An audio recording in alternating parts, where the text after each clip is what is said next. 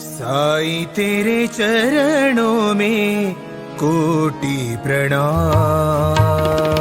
साईं तेरे चरणों में कोटि प्रणाम।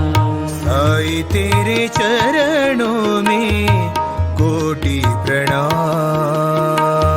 साईं तेरे चरणों में कोटि प्रणाम। शरण में ले लो साईं प्रभो। शरण में ले लो साईं प्रभो। शरण में ले लो साईं प्रभो। शरण में ले लो साईं प्रभो। नमस्कार।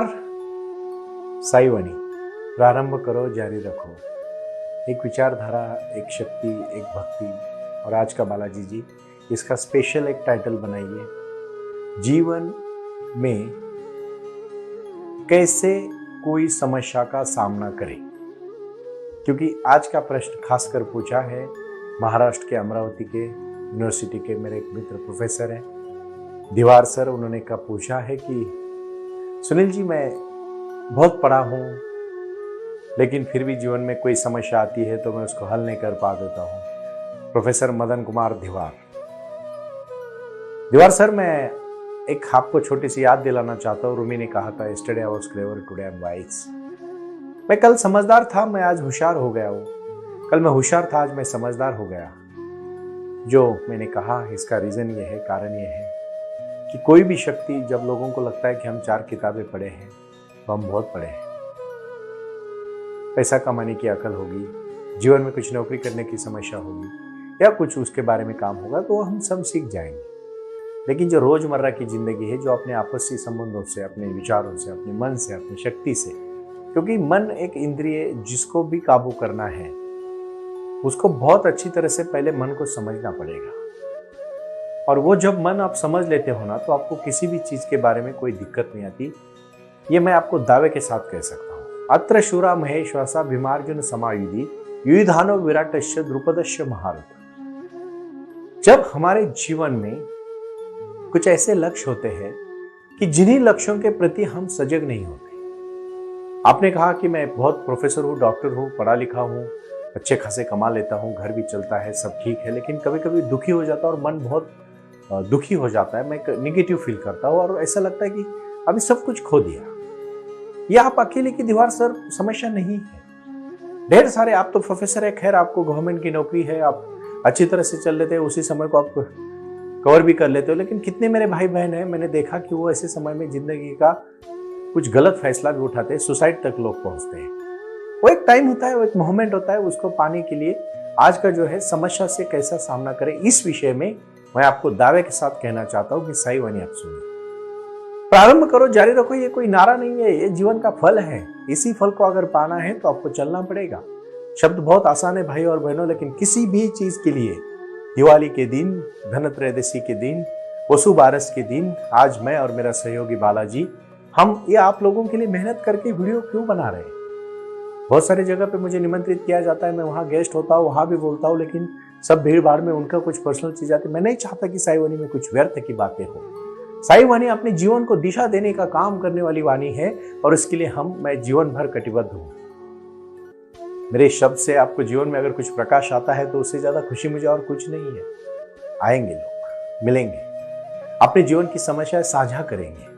दीवार सर, ये मानसिक स्थिति है जो आपके मन में कभी कभी निगेटिविटी लाती है और उसके लिए आपको शक्ति के साथ दौड़ना पड़ेगा, भक्ति के साथ जुड़ना पड़ेगा और जीवन जीने की कला सीखनी पड़ेगी, जो कला अपने जीवन में क्रांति लाएगी। इस मौके पर मैं छोटी सी कहानी से शुरुआत करना चाहता हूं। कहानी बहुत ही प्रीतिपूर्ण है, आप उसको ठीक से समझिएगा, क्योंकि ये कहानी असली जीवन की सच्ची कहानी है। ये कोई बनाई हुई कहानी नहीं है।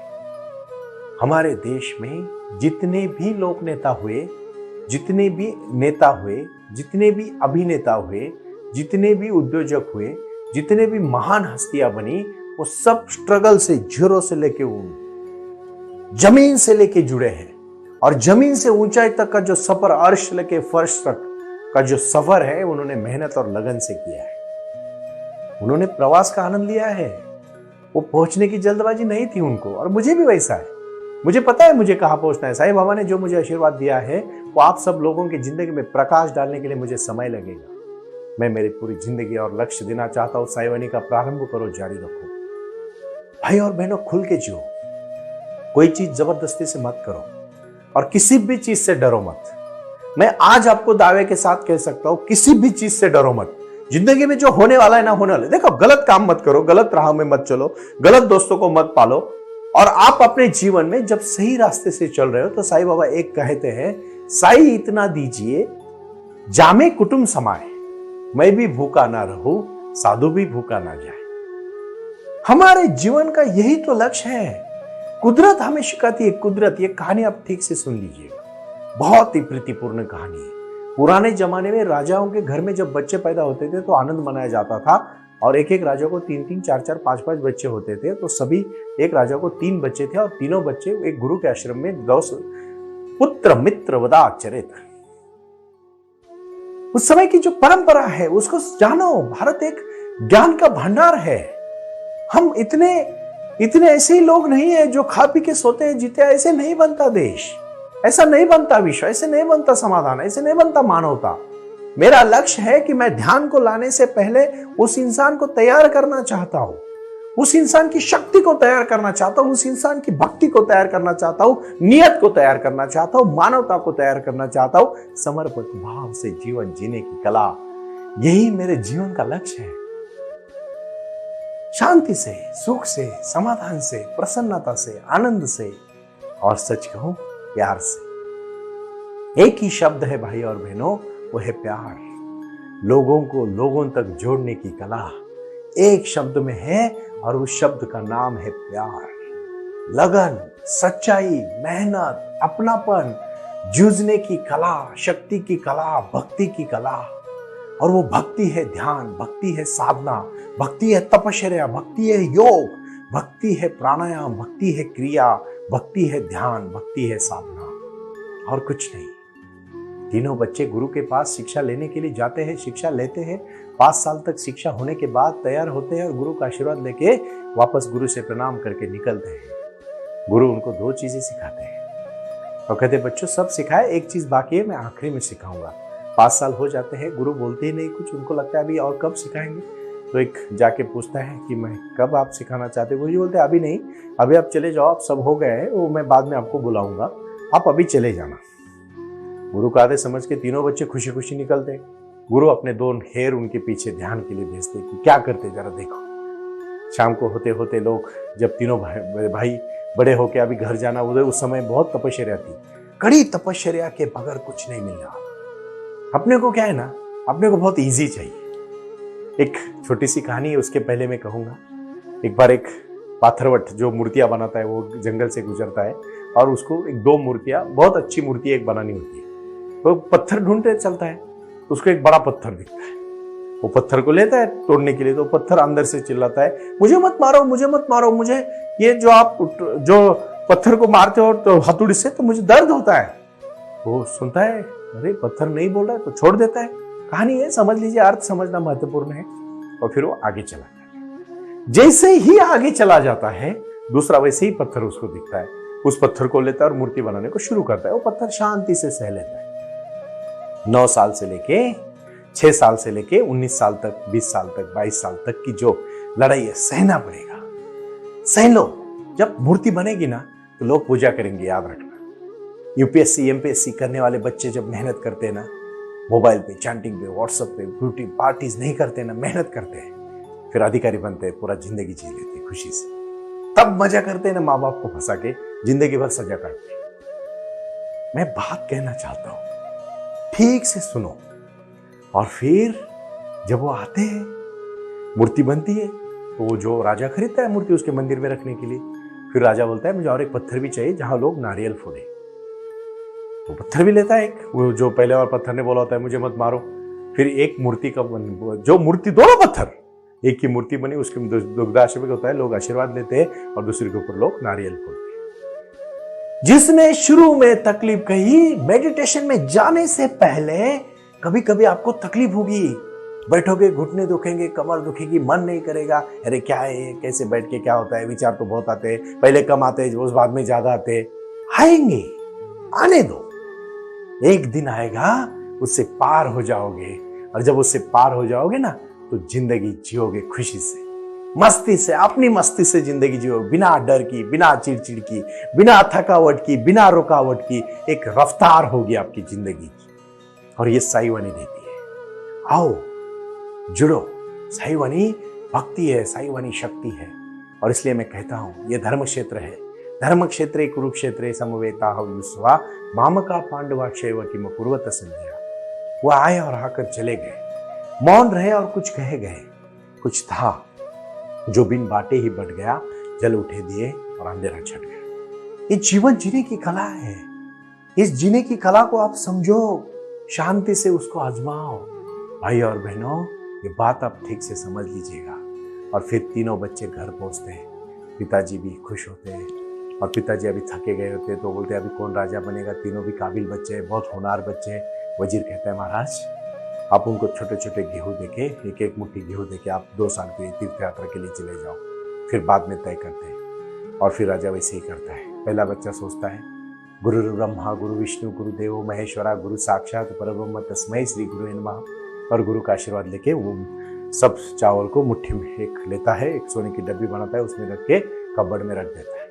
दूसरा भी बोलता है, गुरु ब्रह्मा गुरु विष्णु गुरुदेव महेश्वरा गुरु साक्षात परब्रह्म तस्मै श्री गुरुवे नमः। दूसरा भी यही करता है, खुश होता है बहुत, वाह। और बोलता है कि मैं ये अपने खेती में जाके धान के जैसे मैं उसको बोऊंगा और फिर फसल आएगी। धान की कोई मशागत नहीं करता है, कुछ नहीं करता है, कुछ नहीं करता है। हमें भी ध्यान करने से पहले आहार, विचार, शक्ति, ब्रह्मचर्य का एक अच्छी तरह से पालन, एक दृढ़ता होनी चाहिए, एक सतर्कता होनी चाहिए, एक पावर होनी चाहिए। एक पता है आपको अपने शरीर में कि एक शक्ति होती है, उसको अगर आप ठीक से बांध के ऊपर की तरह लेके जाओगे ना, दमन नहीं है, दमन नहीं तो बातें अच्छी, कृति गलत, कुछ फायदा नहीं। ये मैं इस रियलिटी के साथ बोल रहा हूं। अपने अंदर से बदलाव लाओ। जब वो बदलाव आएगा ना, आपको दिखाने की जरूरत नहीं पड़ेगी, आपके आने से वो महसूस होगा। और वो है शक्ति, वो है भक्ति, वो है विचारों की शक्ति। और फिर ऐसे ही धान फेंक देता है, वहां बहुत सारा घास भी उगता है और चावल के दाने कहीं उगते नहीं है, उगते भी है तो खराब हो जाते हैं। और तीसरा, जमीन की 2 दिन मशागत करता है, जो साई वाणी के भक्त को करनी है। सबसे पहले शुद्ध आहार लेना है। दूसरी बात, सेहत का लिए एक्सरसाइज, योगा करना है, साई योग करना है, साई क्रिया करके प्राणायाम से अपने शरीर को शुद्धि बनाना है। और चौथा, ध्यान करना है। फिर देखो ऑटोमेटिकली सब बदल जाएगा। उसके लिए सलाद को अपने खाने में बढ़ाना है, हरी सब्जियां बहुत खानी है। और उसके बाद आपको टाइम पे टाइम खाना है। तीसरी बात, आपको अच्छा खाना खा के साथ साथ अपने को अच्छे विचार भी पढ़ने हैं। और फिर देखो, कोई भी करो, प्रारंभ करो, जारी रखो, इसी वार्तालाप से चलना है। देखो जिंदगी कितनी सुंदर है, कितनी खुश है। और फिर आगे चले जाना है। फिर तीसरा, मेहनत करता है। फिर अपने राजबाग में ही वो सब गेहूं के दाने को फेंकता है, फिर उसको पानी डालता है, खत डालता है, उसका केयर करता है। 3 हफ्ते के बाद उसके छोटे छोटे पौधे बनते हैं। और फिर अंकुरने के बाद उसको धान आता है, फिर निकालता है, 2 साल करता है, 6 बोरियां अनाज बना के रखता है। राजा आता है, बोलता है बेटा क्या किया? बोला गुरुजी पापा मैंने संभाल के रखा है पिताजी। और दिखाता है तो उसको कीड़ा मूंगी लेके देती, खराब होता है। वो संभाल के थोड़ी ना कुछ होता है। बीज जन्म हुआ इंसान अगर समाज के काम ना आए, जन्मा हुआ इंसान नहीं ठीक से जिए, जन्मा हुआ इंसान ध्यान ना करे, जन्मा हुआ इंसान साई के चरणों में नहीं आएगा, तो वो याद रखना पहले चावल की तरह बर्बाद हो जाएगा। दूसरे ने ऐसे ही फेंक दिया, ऐसे ही जियोगे तो ऐसे ही पाओगे। बिना मेहनत के कुछ नहीं मिलता। कोशिश करने वालों की कभी हार नहीं होती, कोशिश करने वालों की कभी हार नहीं होती। भाई और बहनों, कुछ नहीं किया, सिर्फ फेंक दिया, मेहनत नहीं की, फल नहीं आए। जाके देखा तो पूरा धन कुछ नहीं था उधर, सिर्फ और सिर्फ घास उगी थी। फिर पछताता है। तीसरा बोलते, पापा मैंने, पिताजी मैंने ये किया। और पिताजी उसको बोलते, तू राजा बन। साई वाणी में सिर्फ सुन के अगर कुछ काम नहीं करेगा तो क्या फायदा? बाबा ने आशीर्वाद दिया, शिरडी गए, मत्था टेका, दर्शन लिया, लेकिन काम गलत कर रहा है, कौन पूछेगा? कैसे जिंदगी सफल होगी? मेडिटेशन नहीं करोगे कैसे जान पाओगे? मेडिटेशन करो। मैं दिन रात आपके लिए बोलना चाहता हूं। और साई वाणी से जुड़ो, साईवाणी.org से आपको मार्गदर्शन मिलेगा। भाई और बहनों, कोई भी समस्या रहने दो, आपको मार्गदर्शन के लिए मैं खड़ा हूं। बाबा ने मुझे जो आशीर्वाद दिया है मैं आपके सामने ला रहा हूं, क्योंकि उससे जीवन बनने की, जीवन जीने की कला हम सिखा रहे हैं। इसीलिए कुछ कर गुजरने के लिए मौसम नहीं मन चाहिए, साधन तो जुट जाएंगे। संकल्प का धन चाहिए, दृढ़ता चाहिए। हतो वा प्राप्यसि मोक्षम जित्वा वा भोक्ष्य से महिम, तस्माद उत्तिष्ठ कौन्तेय युद्धाय कृत निश्चय। इतना बड़ा निश्चय कि मैं लड़ूंगा, जीतूंगा, यही जीवन है। ओम साई राम। प्रारंभ करो, जारी रखो। प्रणाम। ओम साई राम। प्रारंभ करो, जारी रखो। इसी विचारधारा से साई वाणी का प्रारंभ हुआ। शिरडी के साई बाबा का आशीर्वाद पाके खुद अपने जीवन में एडवोकेट डॉक्टर सुनील नाना साहेब करपे जी ने साई वाणी के इस कार्यक्रम को प्रारंभ करते हुए 21वीं सदी को सही में साई बाबा के आशीर्वाद से लोगों के जीवन में बदलाव एवं खुशियां लाने के लिए साई वाणी का प्रारंभ किया। लगातार लोग साई वाणी को सुनते आ रहे हैं। साई कृपा जो साई ध्यान से जुड़ी हुई है, क्योंकि मेडिटेशन ही एक ऐसी शक्ति है जो जीवन में क्रांति ला सकती है, बदलाव ला सकती है और खुशियां दे सकती है। लेकिन उसके लिए प्राणायाम बहुत महत्वपूर्ण है और अपने संकल्प के प्रति अडिग रहकर उन्होंने प्राणायाम की श्रृंखला को अपनी शक्ति से जोड़ा और उसको साई क्रिया के माध्यम से साई ध्यान के प्रति वो लगातार लेके चले गए। इन सब क्षेत्रों के लिए एक ऐसा परिक्षेत्र होना चाहिए जहां लोग आए और रुके। शिरडी में साई बाबा के समाधि के आशीर्वाद के बाद उनको ज्ञान और ध्यान दोनों की शक्ति देने का प्रयास किया जा रहा है। इसीलिए साईं बाबा की 65 फुट हिंदुस्तान की सबसे बड़ी प्रतिमा बनाकर वहां बाबा का मेडिटेशन सेंटर खोला गया है। साई आंगन इस नाम से यह जाना जाता है। देऊळगाव गाड़ा, तालुका दौंड, जिला पुणे, यहाँ साई आंगन की और बारामती क्षेत्र में साई आंगन में इसी क्षेत्र की निर्मित करते हुए उन्होंने यहाँ निजी व्यवस्था के साथ बच्चों के लिए गुरुकुल सिस्टम का इंग्लिश माध्यम का स्कूल, जहाँ बच्चे पढ़े और जहाँ बच्चे गुरुकुल में रहकर गुरुकुल के माध्यम से गुरुर ब्रह्मा गुरुर विष्णु गुरुर देवो महेश्वरा गुरु साक्षात परब्रह्म तस्मै श्री गुरुवे नमः इसका ज्ञान ले पाए। इसी के लिए इसे पूरी तरह से सीबीएसई एवं गुरुकुल के माध्यम से बच्चों को एक सुजान एवं भारत का एक ज्ञानी और अच्छा नागरिक बनाने के लिए वे ये कर रहे हैं। उसी के साथ हेल्थ इज वेल्थ कहते हैं कि शरीर ही सबसे महत्वपूर्ण संपदा है और उस संपदा को आयुर्वेदा के माध्यम से लोगों को जोड़ना चाहिए।